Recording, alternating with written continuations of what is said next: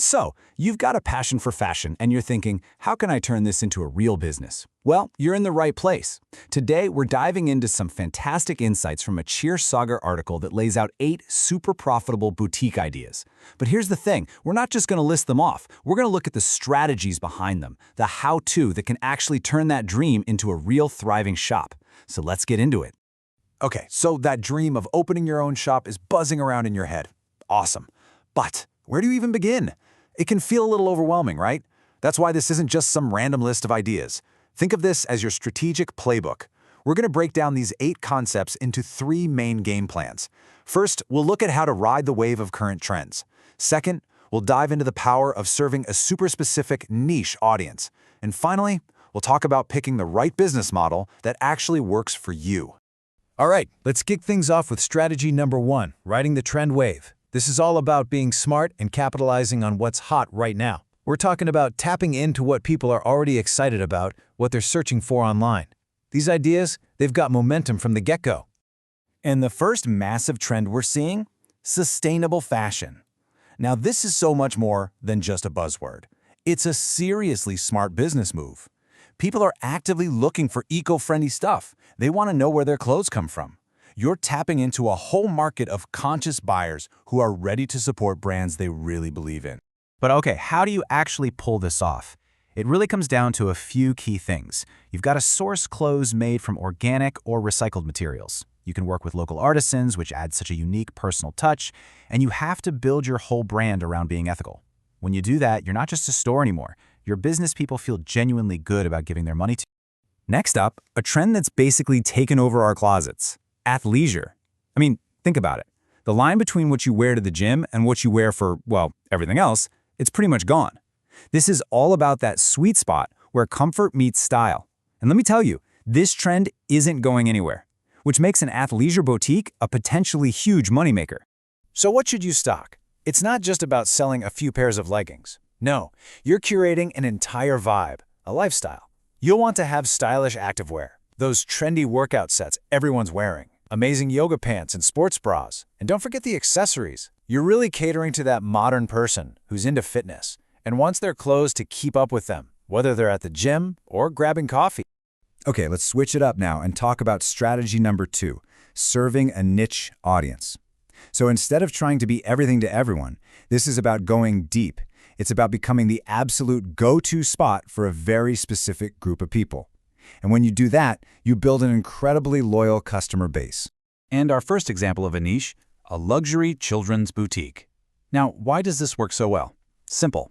Parents are always looking for great clothes for their kids, stuff that's stylish, comfy, and well-made.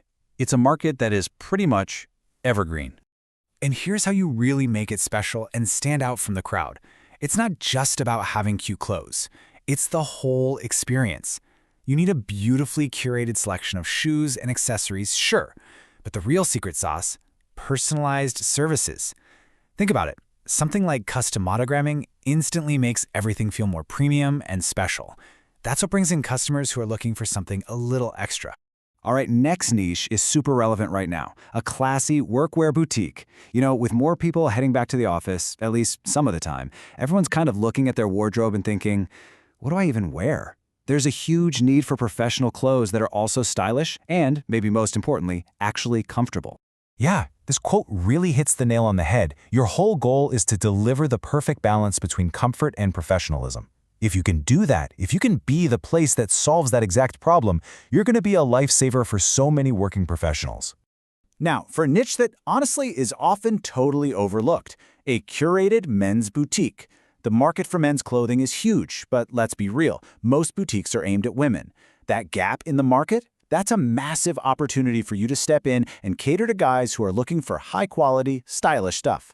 So how do you get guys to become loyal customers? Well, it boils down to a pretty simple formula. First, you've got to offer genuinely high-quality, stylish clothes. Second, have a great selection of curated accessories. Think watches, belts, things that complete the look. And third, and this is the real game changer, offer personalized styling services. If you can help a guy build a wardrobe he feels great in, trust me, he will be a customer for life. All right, let's move on to our third and final strategy, which is all about choosing your business model. This is a big one. It's less about the what what you're selling, and more about the how and where you're selling it. Because the way you structure your business is every bit as critical as the clothes on your racks. First up, we've got the vintage and retro model. This is so cool because it taps into that growing desire for unique, one-of-a-kind items. I mean, in a world that's just flooded with fast fashion, being able to offer something with a story, with real character, that's a powerful way to stand out.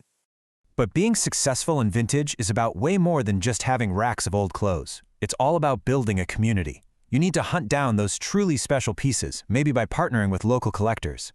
And then you host events, create a vibe, and build a whole scene around your shop.